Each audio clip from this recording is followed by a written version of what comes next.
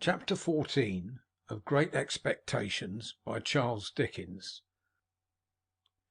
It is a most miserable thing to feel ashamed of home. There may be black ingratitude in the thing, and the punishment may be retributive and well deserved, but that it is a miserable thing I can testify. Home had never been a very pleasant place to me, because of my sister's temper, but Joe had sanctified it, and I had believed in it. I had believed in the best parlour as a most elegant saloon. I had believed in the front door as a mysterious portal of the temple of state, whose solemn opening was attended with a sacrifice of roast fowls.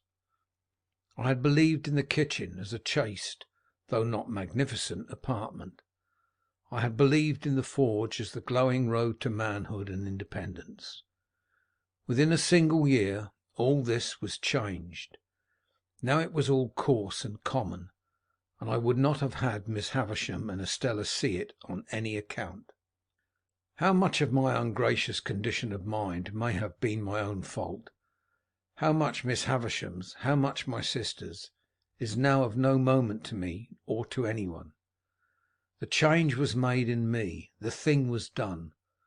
Once it had seemed to me that when I should at last roll up my shirt sleeves and go into the forge, Joe's prentice, I should be distinguished and happy. Now the reality was in my hold. I only felt that I was dusty with the dust of small coal, and that I had a weight upon my daily remembrance to which the anvil was a feather. There have been occasions in my later life, I suppose as in most lives, when I have felt for a time as if a thick curtain had fallen on all its interest and romance, to shut me out from anything save dull endurance any more. Never has that curtain dropped so heavy and blank as when my way in life lay stretched out straight before me through the newly entered road of apprenticeship to Joe. I remember that at a later period of my time I used to stand about the churchyard on Sunday evenings when night was falling, comparing my own perspective with the windy marsh view, and making out some likeness between them by thinking how flat and low both were, and how on both there came an unknown way and a dark mist, and then the sea.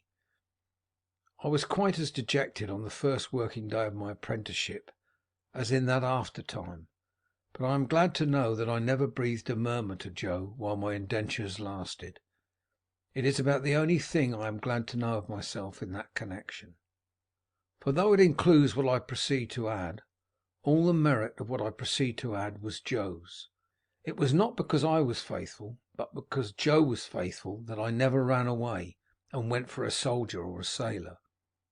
It was not because I had a strong sense of the virtue of industry, but because Joe had a strong sense of the virtue of industry, that I worked with tolerable zeal against the grain. It is not possible to know how far the influence of any amiable, honest-hearted, duty-doing man flies out into the world, but it is very possible to know how it has touched one's self in going by, and I know right well that any good intermixed itself with my apprenticeship came of plain contented Joe, and not of restlessly aspiring discontented me. What I wanted, who can say? How can I say, when I never knew? What I dreaded was that in some unlucky hour, being at my grimiest and commonest, I should lift up my eyes and see Estella looking in at one of the wooden windows of the forge. I was haunted by the fear that she would sooner or later find me out, with a black face and hands, doing the coarsest part of my work, and would exult over me and despise me. Often after dark, when I was pulling the bellows for Joe, and we were singing Old Clem, and when the thought of how we used to sing it at Miss Havisham's would seem to show me Estella's face in the fire, with her pretty hair fluttering in the wind, and her eyes scorning me, often at such a time I would look towards those panels of black night in the wall, which the wooden windows then were, and would fancy that I saw her just drawing her face away, and would believe that she had come at last. After that, when we went into supper, the place and the meal would have a more homely look than ever, and I would feel more ashamed of home than ever, in my own ungracious breast. End of chapter 14.